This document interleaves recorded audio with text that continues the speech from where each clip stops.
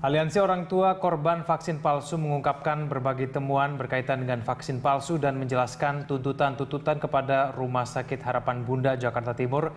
Kita langsung bergabung dengan Erik Himawan dan juru kamera Adit Eko Utomo yang ada di Rumah Sakit Harapan Bunda untuk mengetahui informasi selengkapnya. Ya Erik, apa saja temuan dari Aliansi Orang Tua ini berkaitan dengan vaksin palsu? Ya Egan, Aliansi Orang Tua yang nanti rencananya akan mengadakan pertemuan di Rumah Sakit Harapan Bunda ini masih belum mengadakan pertemuan. Rencananya itu digelar sekitar pukul 12 siang. Dan bisa kita ketahui Egan, informasi kami dapatkan dari beberapa narasumber yaitu dari orang tua ataupun dari pihak rumah sakit bahwa pada periode dari Maret 2016 hingga Juni 2016 itulah terindikasi ya vaksin palsu yang beredar di Rumah Sakit Bunda ini. Dan bisa kita ketahui bahwa vaksin palsu yang beredar di Rumah Sakit Bunda ini yaitu jenis Pediasel, merupakan vaksin untuk imun beberapa penyakit seperti penyakit hepatitis, influenza, dan disentri. Dan sementara itu untuk mengetahui lebih lanjut seperti apa dampak dari vaksin palsu yang saat ini merebak di masyarakat, Egan, saya sudah bersama dengan salah satu orang tua dari yang terkena vaksin palsu. Selamat siang, Mbak Dian.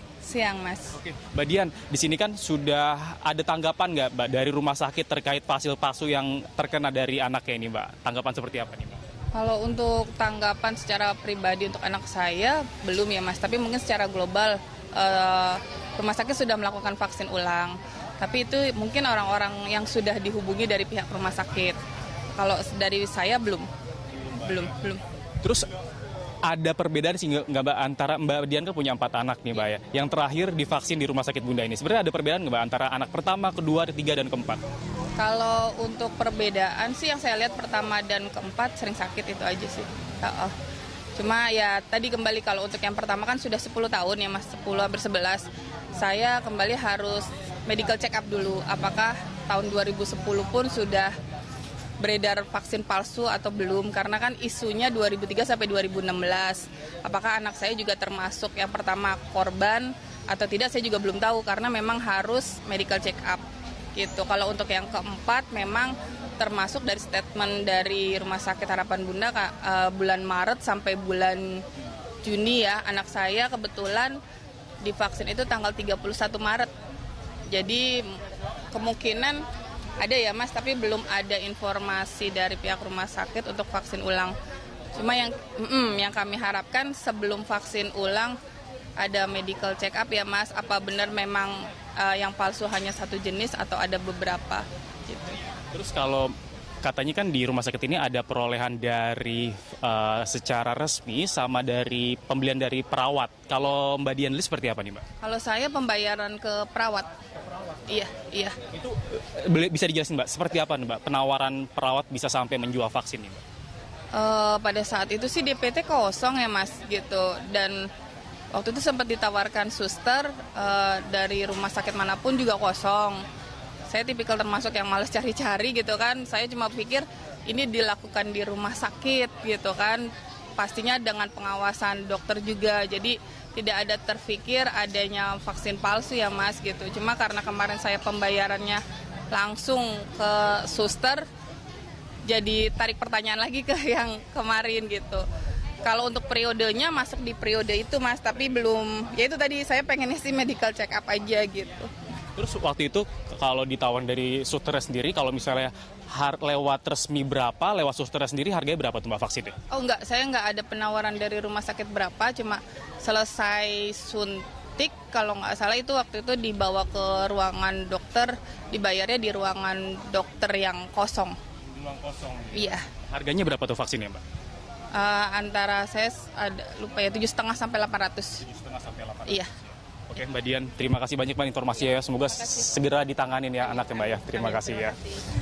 Ya, memang saat ini Egan, informasi kami dapatkan ada sekitar 400 kasus yang terjadi di Rumah Sakit Harapan Bunda ini. Dan bisa kita ketahui mungkin bagi Anda warga Jakarta ataupun warga sekitarnya yang ingin melakukan medical check ulang ke anak-anak Anda yang diindikasi terkena vaksin palsu, Anda bisa ke beberapa rumah sakit yang saat ini sudah disediakan oleh pihak Kementerian Kesehatan Republik Indonesia untuk pelayanan vaksin ulang, yaitu seperti di Rumah Sakit Polri Kramat Jati, Rumah Sakit TNI Polri, RSUD Pasar Rebo, Puskesmas Pasar Rebo, Puskesmas Ciracas, dan RSUK Ciracas, dan seluruh puskesmas yang ada di wilayah DKI Jakarta untuk segera melakukan vaksin ulang yang semuanya biaya ditanggung oleh pemerintah. Egan.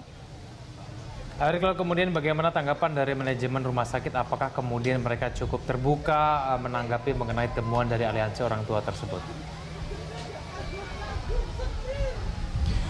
Ya, Egan, memang saat ini dari pihak Rumah Sakit Harapan Bunda sudah membuka posko yang memang sudah dibuka sejak beberapa hari yang lalu untuk menanggapi beberapa vaksin palsu yang memang diduga beredar di Rumah Sakit Harapan Bunda ini dari periode Maret 2016 hingga Juni 2016. Dan yang benar sekali, Egan, bahwa tadi beberapa vaksin palsu yang diterima oleh pihak orang tua itu diberikan secara tidak resmi. Ada seorang perawat yang memberikan vaksin palsu dengan cara membujuk orang tua dari anak yang ingin melakukan vaksin di Rumah Sakit Bunda ini. Perbedaannya itu hanya sedikit, Egan. Apabila vaksin palsu itu dengan kisaran harga Rp900.000 hingga Rp1 juta, namun vaksin palsu yang diberikan oleh perawat itu harganya hanya berkisar Rp700 hingga Rp800.000. Mungkin ini harus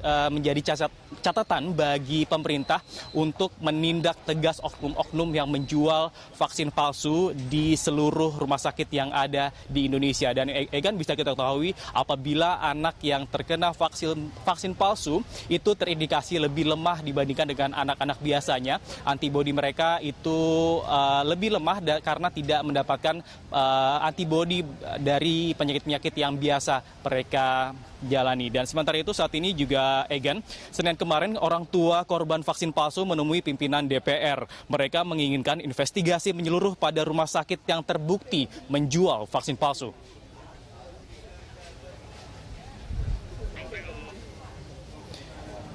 Kedatangan orang tua korban vaksin palsu menemui pimpinan DPR untuk meminta kejelasan nasib anak mereka dan meminta DPR membantu mereka mendorong rumah sakit pengguna untuk bertanggung jawab.